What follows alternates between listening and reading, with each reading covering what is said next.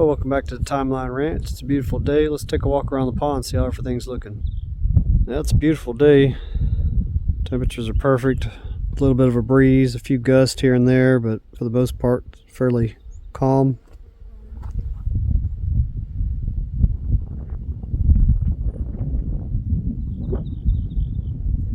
If you're wondering where these branches that are floating in the water came from,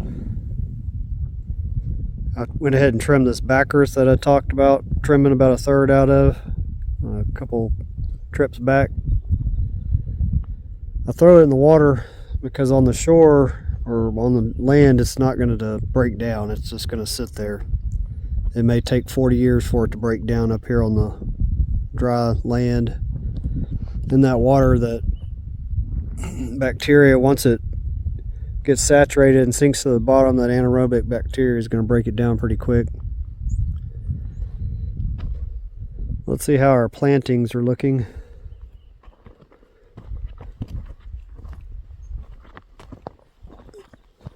This Phoenix dactylifera date palm looks good. No signs of stress. When you transplant these, if they didn't like the transplant, the leaves will fold in on themselves, the individual blades on the leaves, on the prawns.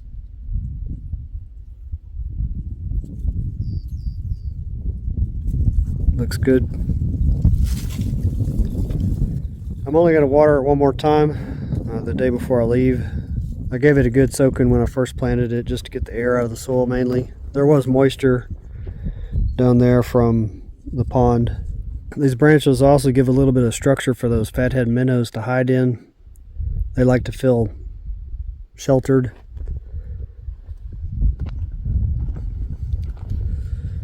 I'm hoping in May the tadpoles will be back. Cattails are coming back nicely. Looking forward to these getting nice and thick through here. Give some habitat to some aquatic life along the edge. The toads for one. Maybe I'll get some other species of frogs move into the pond ecosystem. And they're coming in pretty nice right in here. You can see the runners of it going down towards the water, chasing the water as it recedes. The water grass over there, that sedge, is looking nice too. You can see the runners of it chasing the water down as well.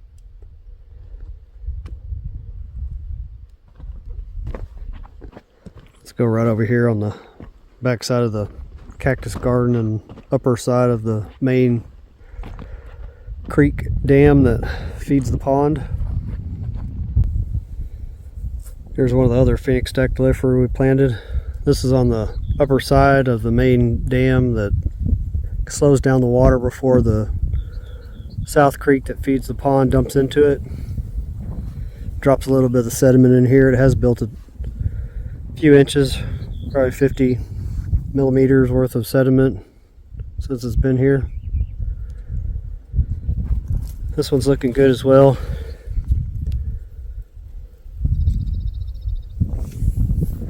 I think this is an ideal spot for one right here next to these Yucca faxonianas. If you didn't catch the video, I transplanted this one, I guess it was probably 3 years ago, maybe 3.5 years ago. It took off and did well here. I transplanted another one right over here. It didn't make it. It did flower about probably 3 months after I transplanted it, and then it went ahead and died. I don't know if that was just it or if it didn't like the transplant, but I've had pretty good luck transplanting them so far. Yeah, this is going to be a nice little area here as it develops. I still need to put another leaky weir across here. I'm going to put one more.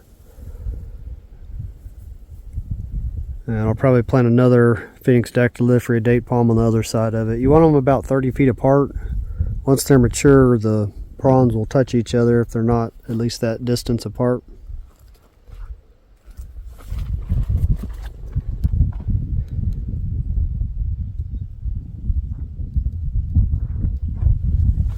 Spring is in the air here at the ranch.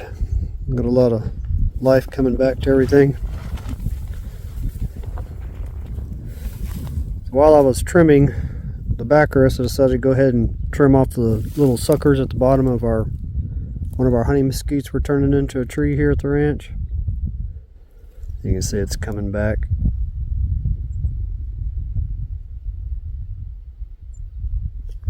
For the spring. I didn't cut anything off this upper portion. I'm going to leave it like it is for now. There was some suckers down there at the bottom I took out.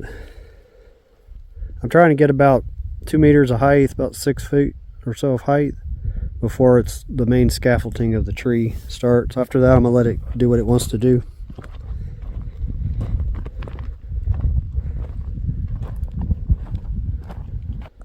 There's one of our other Phoenix Dactylifera date palms.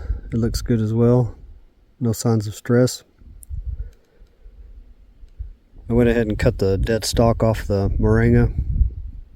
We know it's alive because I had scuffed the bark at the bottom and it's nice and green there. So it should be coming back fairly soon, shooting out some new starts for this grow season. I'm going to give it another watering right before I leave. It's getting some moisture from underground, but I'm hoping that'll make it want to kickstart a little earlier. Maybe I'll get some seed pods out of it this year. Now this thing's going to get even better when I get it down to that 25 feet deep. It's going to help clear it out. It'll have more water that's not being disturbed by the wind at the top. It'll allow that sediment to fall out of that water faster.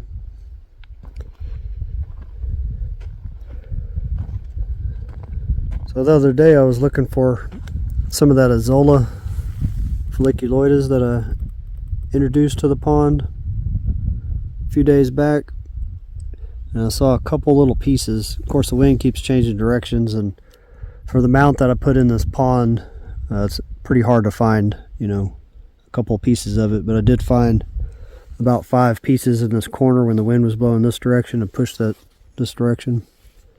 So I'm really hoping to see a nice bit of coverage on my next trip out in May here in 2 months. That's as long as the water bugs or something else in here doesn't eat all the Azolla before it gets a chance to get started.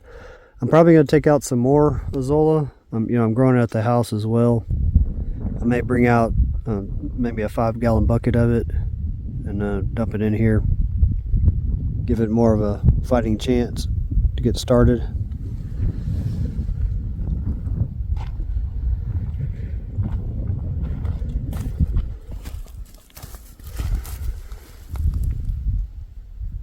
One of our little young pecan trees looking good this morning.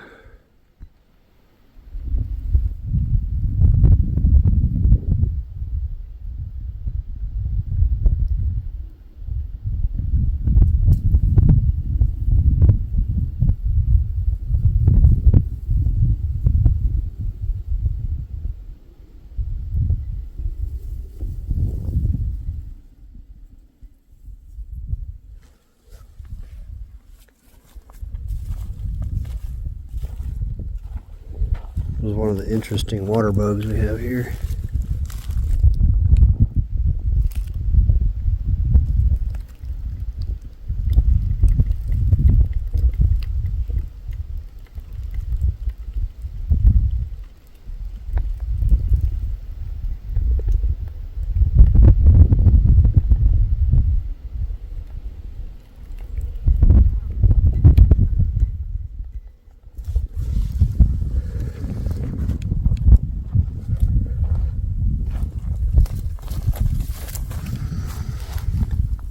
The other pecan tree, small one that we planted at the same time. It's looking alright.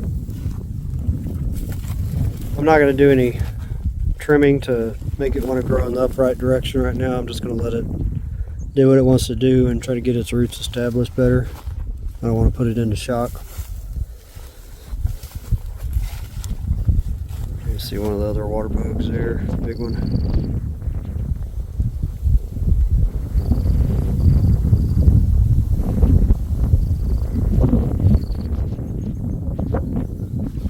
That is a good variety of aquatic insects.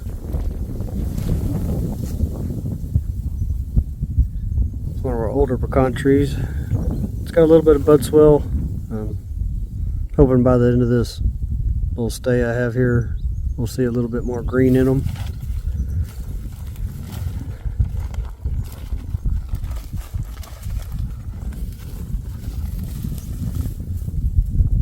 This is the very first pecan trip planted out here, or test subject you could say.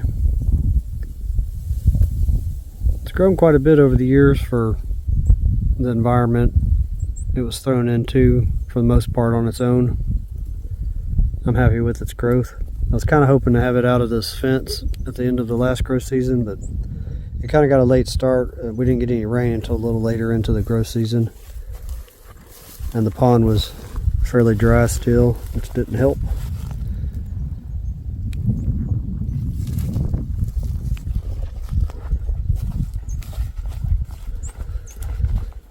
This is one of our plantings from the other day.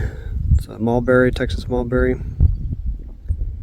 It had a little wind damage on the leaves from the trip out here. It's 700 miles on the back of a trailer. It's a rough trip for any plant.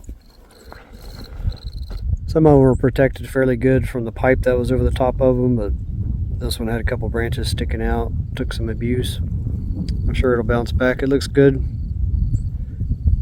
No signs of stress on it from the transplant.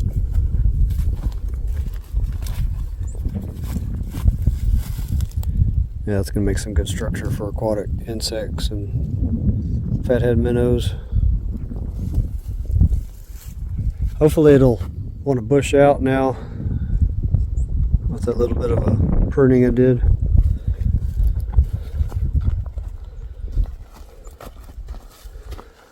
This little mulberry here perked up. It was kind of drooped over the other day. Looks like it took the transplant good as well. This one actually has some mulberries on it, some small ones. I don't know if they'll mature all the way, but it's got a few. I'm sure next year it'll come in heavy with the berries.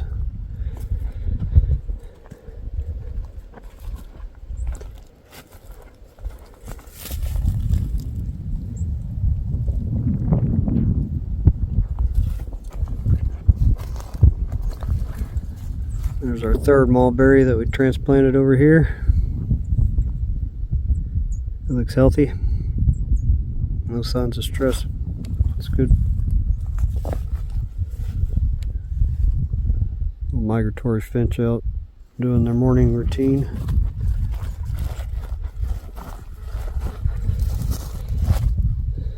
Still hopeful that these Mission Texas almonds will come back, but I have a feeling that these two died, this one and the next one down.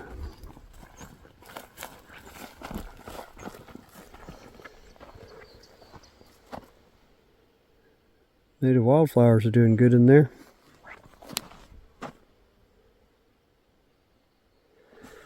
Yeah, there's no signs of anything trying to perk back up on the almond tree in there.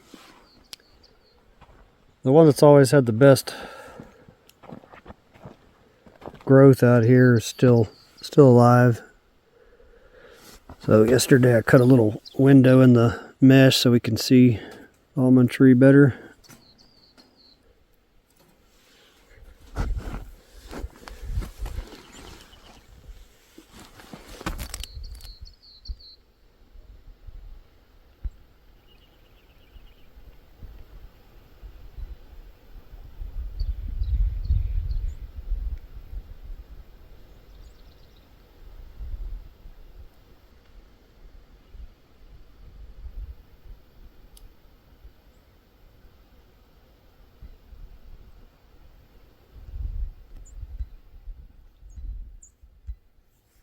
Yeah, it's definitely showing some signs of life coming back for this grow season.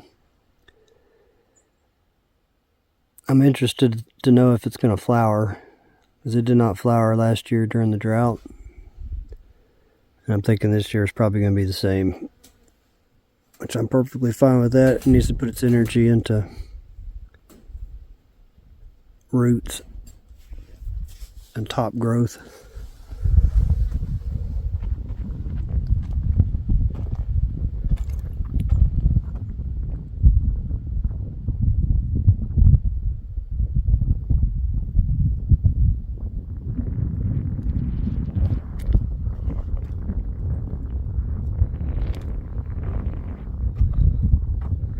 I hope you enjoyed the walk along the pond this morning. If you like what I'm doing out here and you want to help speed this project up, there's a few ways to do that in the description. Buy me coffee's one. There's also Amazon. Every little bit gets me closer to being out here full time, making this project go a lot faster. Thanks for watching. I'll see you on the next one.